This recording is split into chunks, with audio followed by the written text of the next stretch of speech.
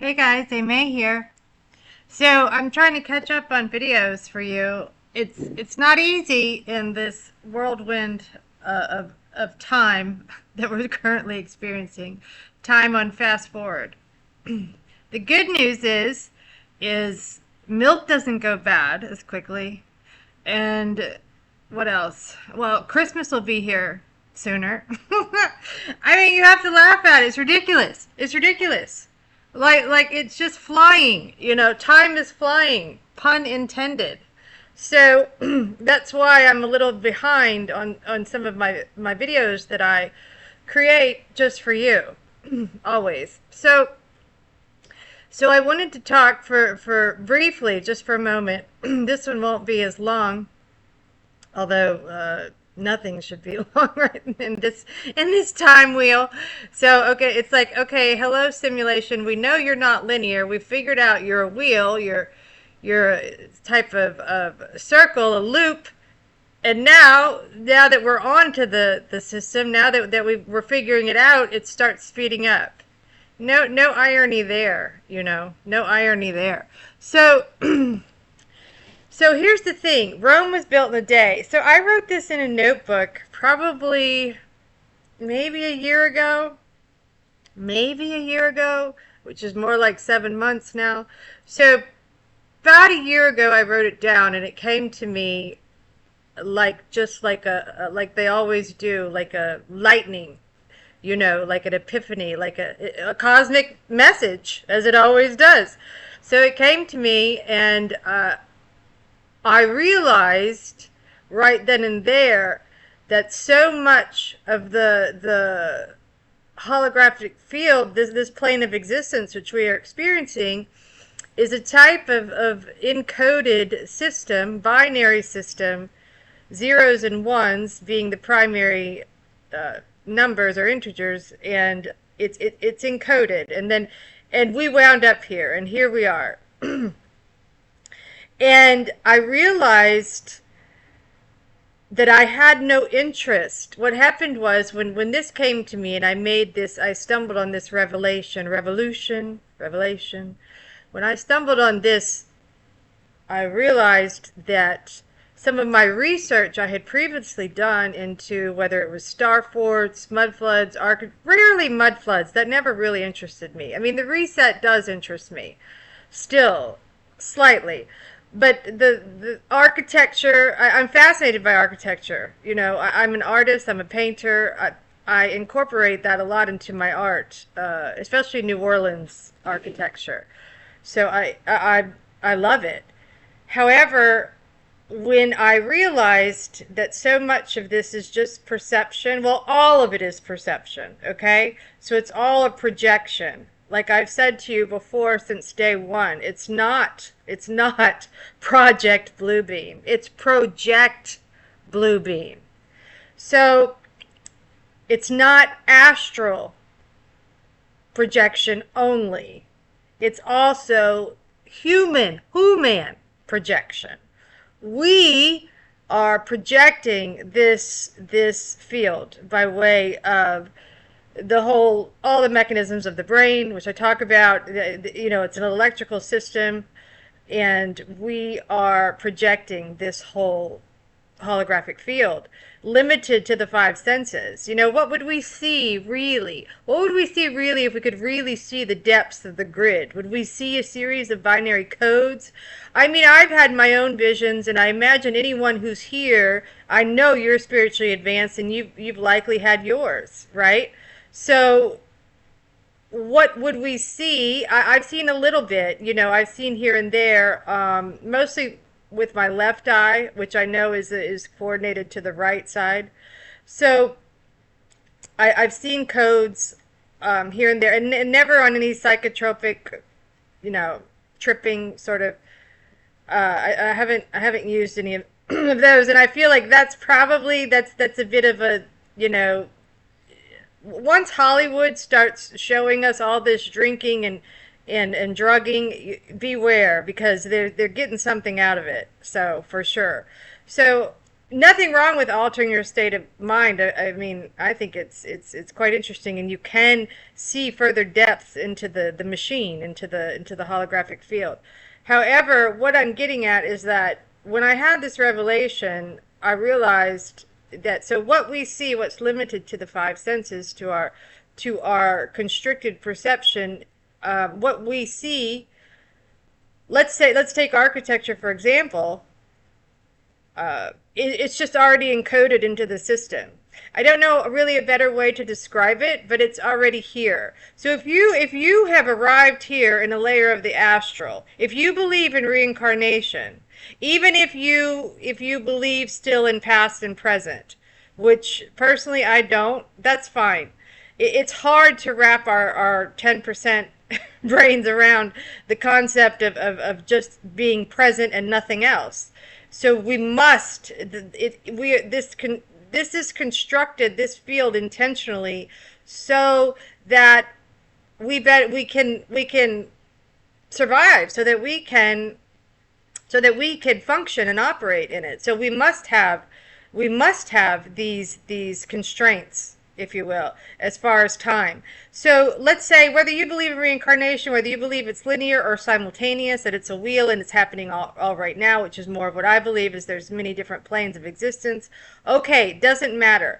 The point is you're in a layer of the astral, a star, right? You see the word star in astral, which you have stored data, right? Star, store data. So we're also in the magnetic field, and which is here, there's a type of data that exists. And from what I receive in my cosmic messages, which you can take it or leave it, but from what I feel to be most likely is that it's encoded in the system and it's already here when you got here. So not here in the sense that, in other words, you exist like slit theory, observer, and then it all exists. Do you get what I'm saying? In other words, Rome, let's take Rome for example, Roman architecture, they say it wasn't built in a day. But it was, because you are experiencing it. You have actually when you were looking at architecture of these ancient cities, or lots of them are in the US, truth be told, I mean, the architecture, when you were staring at this grand, magnificent architecture, you know, you are told that it goes back to the 16th century, just ridiculous notions, and somebody's father or their brother created it, and without tools and nonsense. Once you realize that the absurdity of this, then you've got to take it to another level. That's why I don't research these material type architecture things anymore, because I know it's just my perception. So it's part of consciousness. It's a layer of consciousness. Even Tartarian-based architecture, which I believe is at a higher level of consciousness. So it's already embedded, ingrained into this plane that we are visually seeing, but you weren't. You don't remember, maybe you were in the 1800s or the 1600s when they say a lot of this architecture is built, but you don't have factual evidence except for what they tell you. They, which is just the lower dimensional forces, which those guys can't be trusted anyway.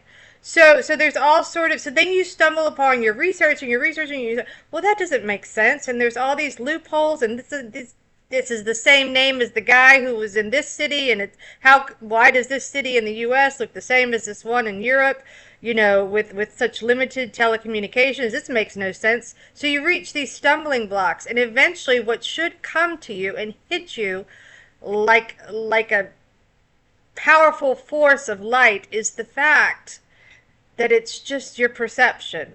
It's here when you got here. It's part of the encoded system.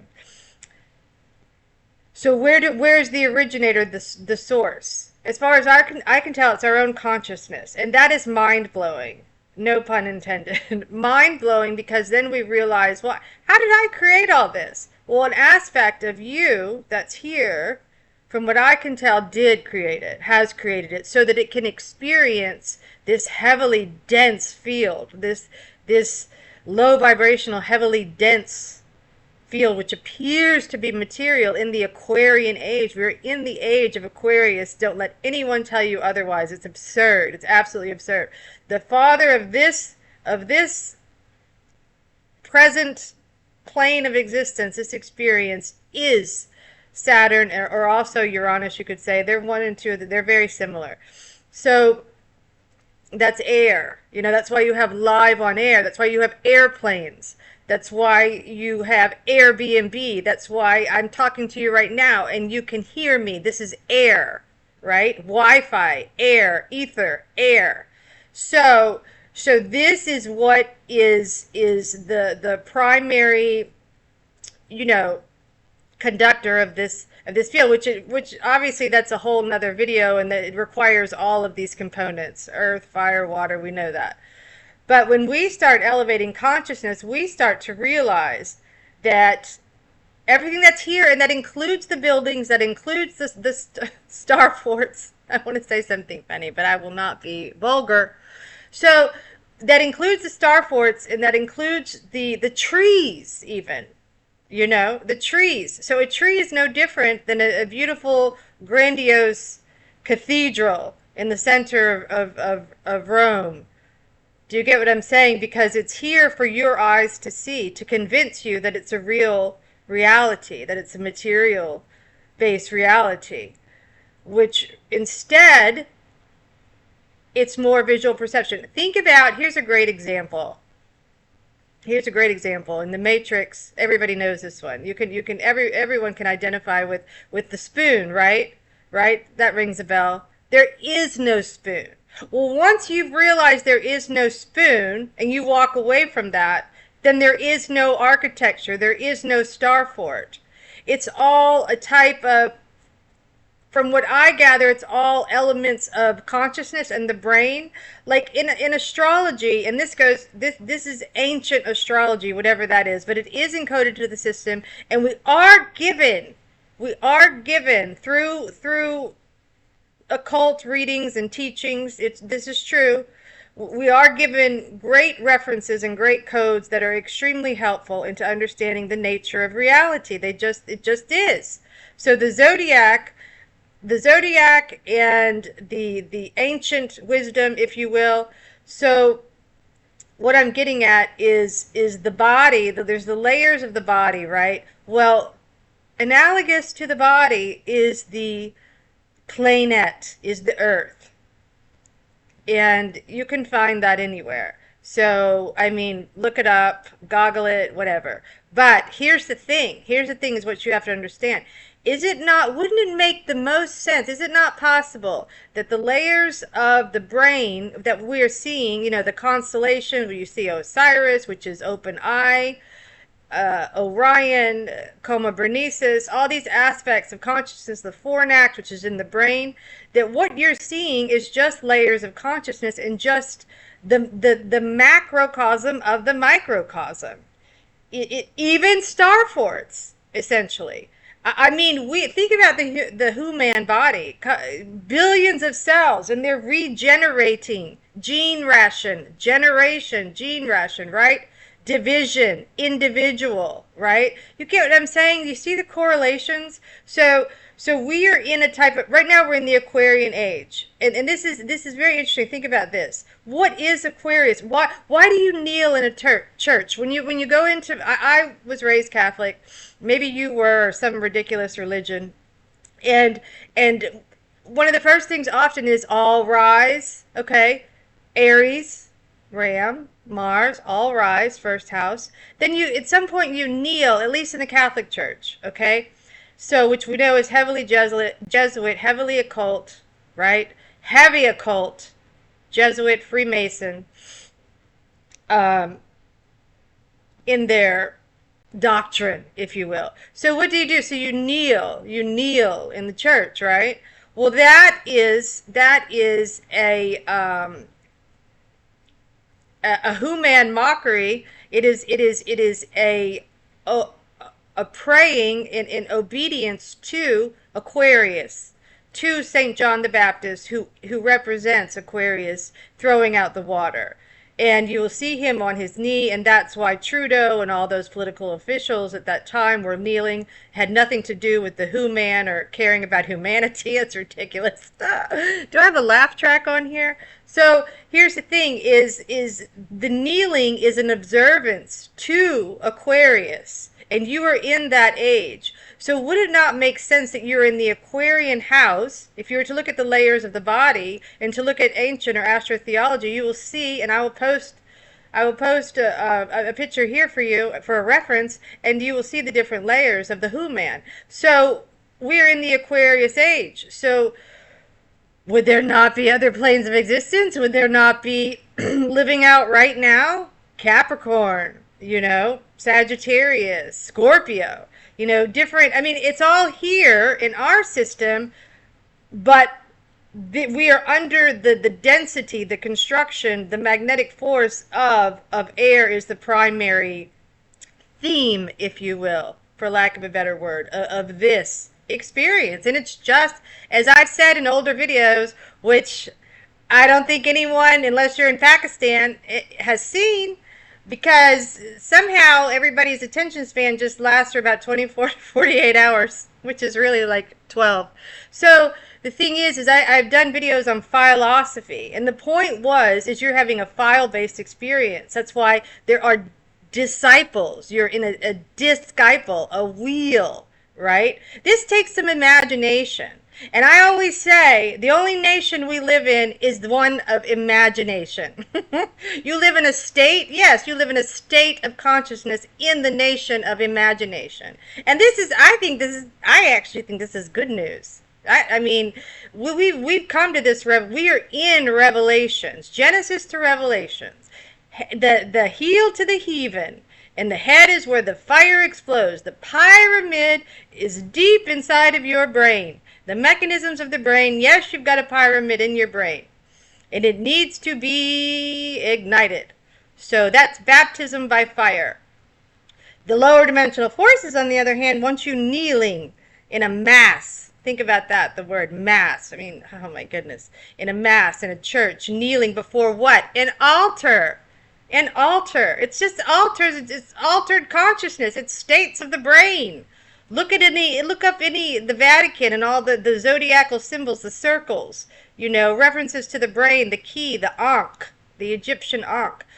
And that's for a whole nother video. But my point with this Rome was built in a day, just means it's like, think of it like slit observer theory. It was here when you got here. So you slipped into here through a layer of the astral in between lives or simultaneous existences, the jellyfish atop on top of us, we're pulling the strings, the silver cord by way of the moon.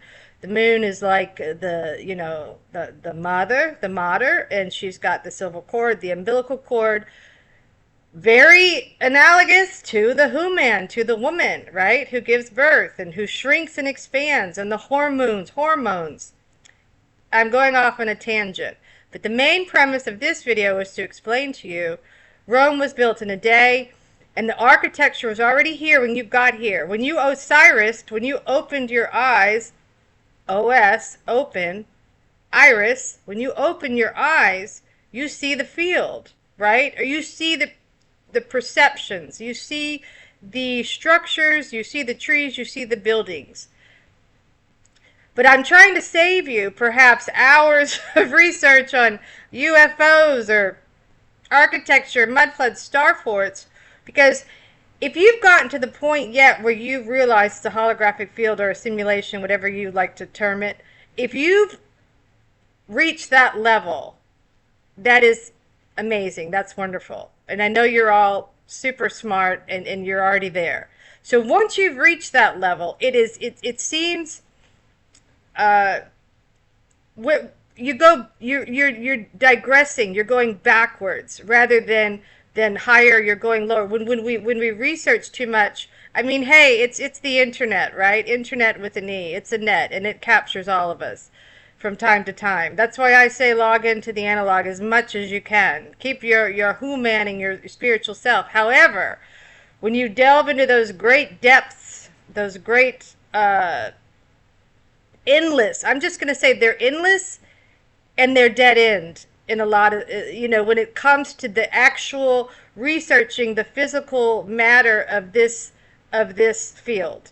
When it comes to the UFOs, the galaxy, I mean, it's not outer space. It's inner space. And no, I didn't get that from the internet with an E, but the internet likes to send me a sort of echo chamber, echo chamber string of videos that I'm like, I said that afterward. And then I start to get concerned. Am I training something? Am I saying too much? I need to actually, I need to compile my notebooks and my writings in an analog, and I'm working on that. So it's not in the digital world only.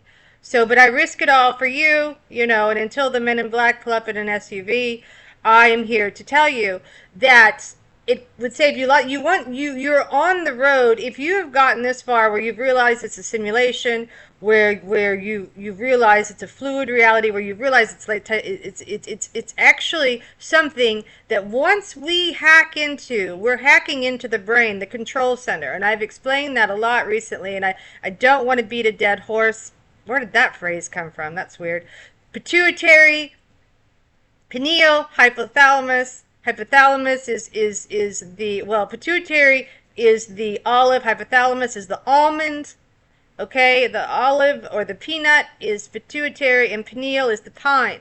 And pineal is very similar to what? The sun, of course, nailed on a cross, right? The brain is crucified, nailed on a cross, all symbolic. So the sun, you think you're looking at a yellow, which used to be yellow, it's now white, sphere, circle, but it's not. It's got jagged edges. Like what? Like the pineal gland.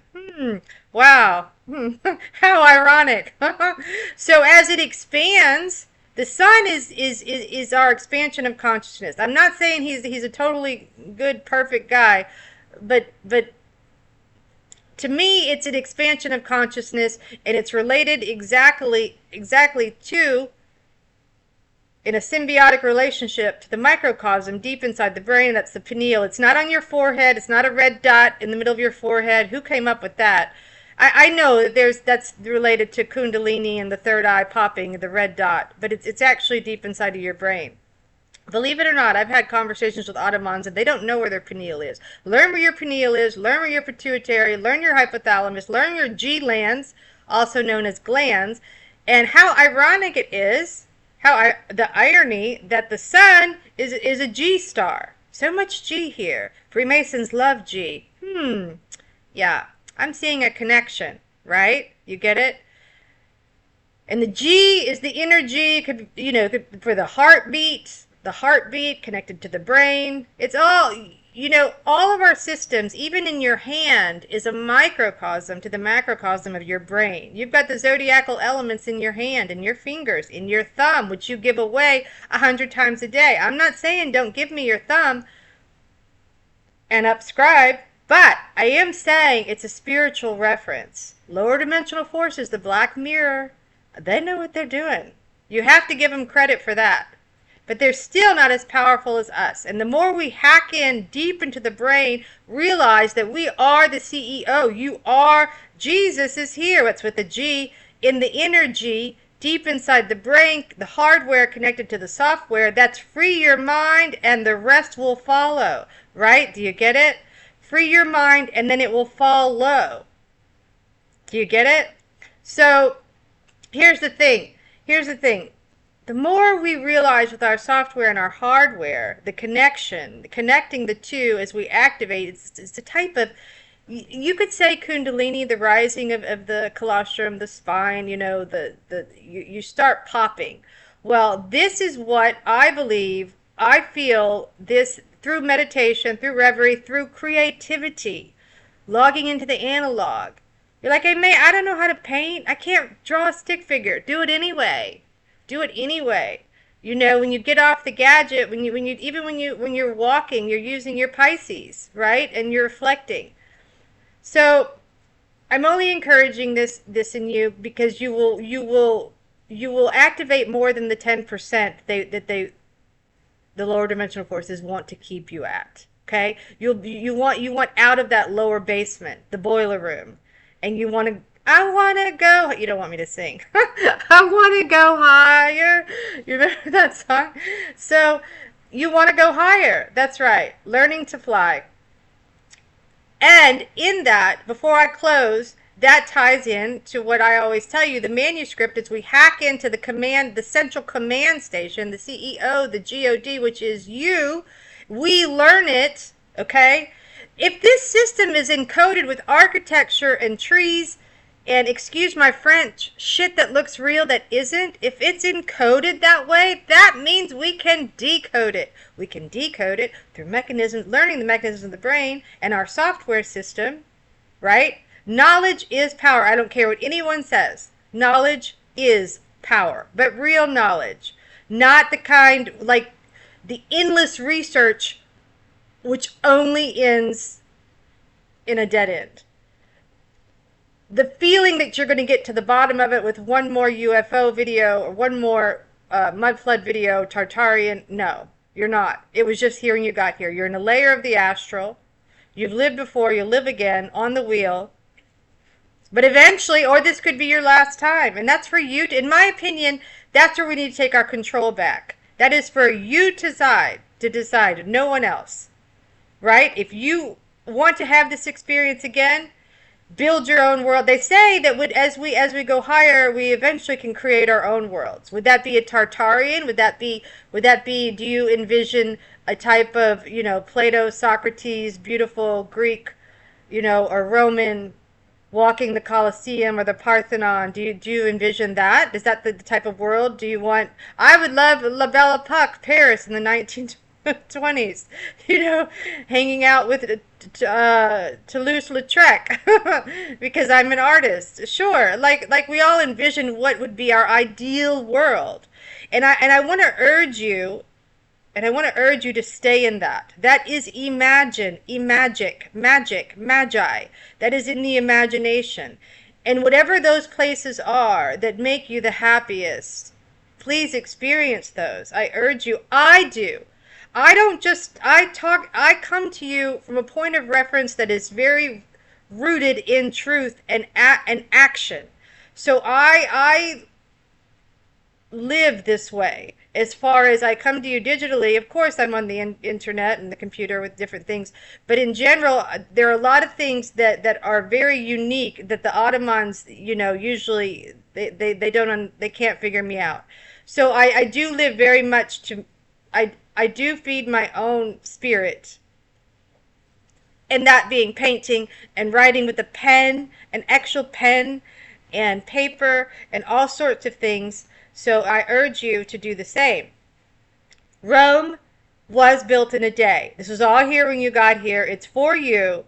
It's for you. It is for you to actually unravel and figure out and decode, but in a way that is more, let's say, in a way in which you better understand the holographic field, and that you are part of the assimilation. So therefore, that's the good news, because through the imagination, you can create your own, a better reality. And I'm not just talking thought. We've all been down that secret and nonsense rabbit hole where you, well, if I think it, it cometh. No, no, it's much more than that. It's from what I can tell, it's writing pen to paper what you want, creating a whole manuscript what you want, being several pages, detailing what you want before it happens in a preemptive psychic way. The ether is psychic. The ether is offering us a type of telepathic, if you will, some telepathic streams or lines coming directly to us. And I call it cosmic downloads or cosmic messages that we can receive. Even though it's inner space and it's a projection, we are still in communication with it. Whether that be Orion, the G constellation, we are in communication with it. It is a layer of yourself, from what I can tell. Could I be wrong? Maybe, but I don't think so. I think I feel pretty confident. I feel pretty confident in knowing the history, stored data. Could have happened in other planes. I'll grant them that, in other planes of existence. You know, as far as the architecture of Rome or New Orleans or New York or Chicago, wherever, it doesn't matter. Could have happened, but it didn't happen here. So it's just layers of consciousness, and it's just a perception projected from the EYE, emanating from the EYE, that third eye ventricle. Once your Popeye, your pineal, is opened, once that pineal is activated, along with the hypothalamus and the pituitary, the three wise men, that's the Father, the Son, the Holy Ghost. You heard it here first. Maybe you heard it here somewhere else. I never heard it before. I'm sure it's going to pop up in my cattle feed in the next few days. Who knows? I have no idea. But it appears to me to be the Father, Son, and the Holy Ghost. Holy Ghost obviously being pituitary, because what does she do? She shrinks and she expands, right? She's an egg. Pituitary is similar, you know, to an olive, to an egg. It changes shape. It's a shapeshifter. What is the ultimate shapeshifter in the sky? I mean, the sun doesn't disappear. What if the sun's shrinking again for a few weeks? No, that's weird. We're not used to that. So, but the moon does. And she is analogous to the pituitary. And that's why she's Isis in occult literature. Aleister Crowley, Manly P. Hall, Israel Regardie. So that's pituitary, that's Isis. And that's deep inside of your brain. And you have billions and billions of cells, and that's why there's a culture here, right? Like bacteria, culture and cells all. And I got cut off there, guys. But what I'm about to conclude on this video, what I was trying to say was the electromagnetic field and things that the waveforms, right? Things that we can't fully understand or fathom with the human limited perception through our five senses, right? But what I really wanted to close on is to explain it isn't so much that in this simulation or the hologram that the material or physical aspects we see that are unbelievable, whether it's a star fort or whether it's magnificent, grandiose, cathedral type architecture, right? Whatever it is, here's what I'm saying with this is it's more than likely it could be residue, sort of like Mandela effect residue that we stumble upon, that is somehow here, and we don't understand why we see something differently than the next person, regardless if they're part of the machine and they're an automaton or they're a true souled being. We know we can see things differently. It's like layers of consciousness, layers of residue. So in our field, we are given so many codes and clues and patterns that reveal to us, kind of lifting the veil to us, essentially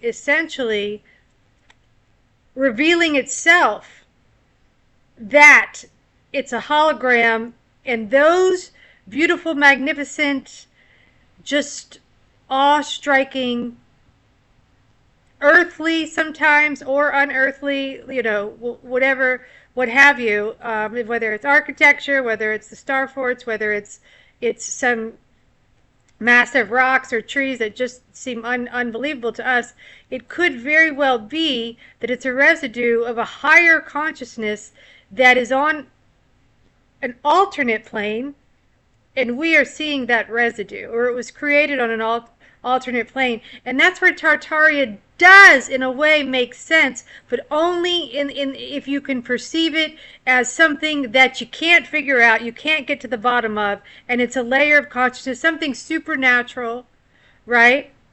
Something that we visually see. And look how interesting, look how close Tartaria, you can see Tari in the word pituitary. And the pituitary affects our vision, our perception, the projection. To me, it's a major element of the projector, of the light form in which we see. So once you accept that it's some sort of metaphysical, supernatural, unexplainable residue or layer of consciousness that is here and that is here for you to observe, to convince you that you are in a material-based reality, all the while offering these type of occult, esoteric clues, really lifting the veil and saying, hey, I'm not real.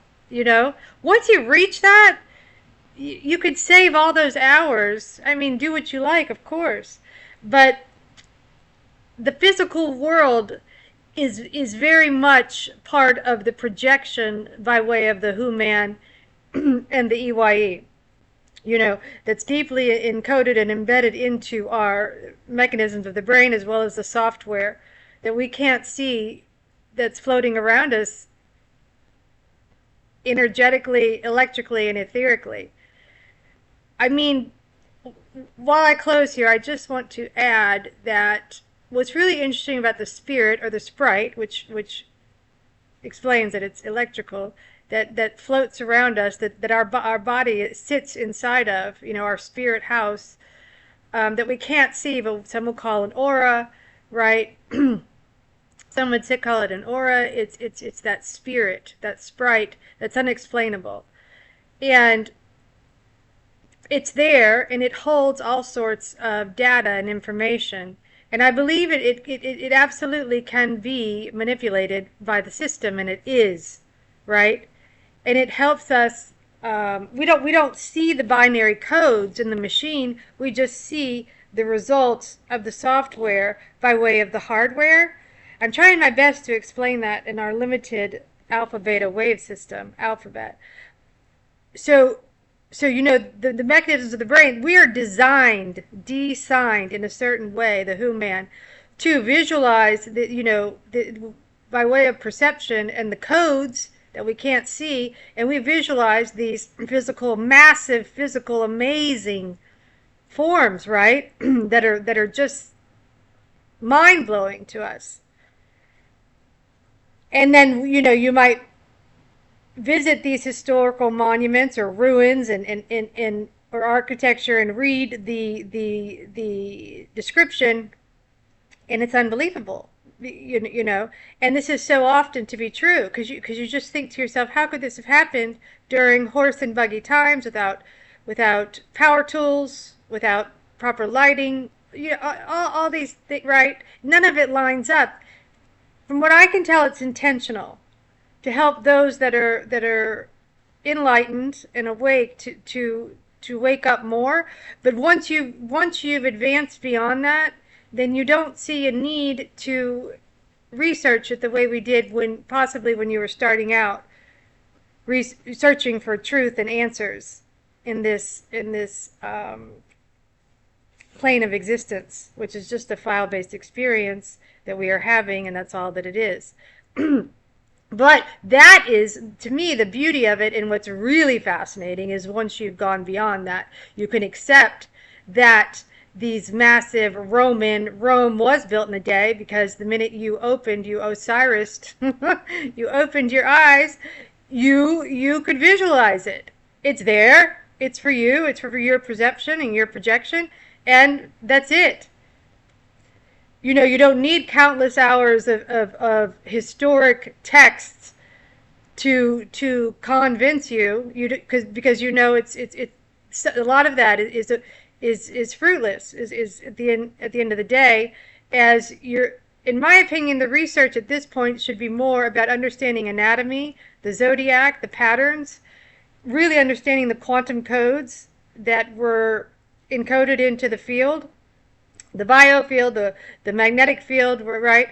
The waveforms, the 7 waves, the 7 seals, all these things are fascinating. So we've reached a higher level, like in the Masonic lodges, they climb up that stairway to 33. I think we're at the 33 or beyond at this point. I'll give you 37. How's that?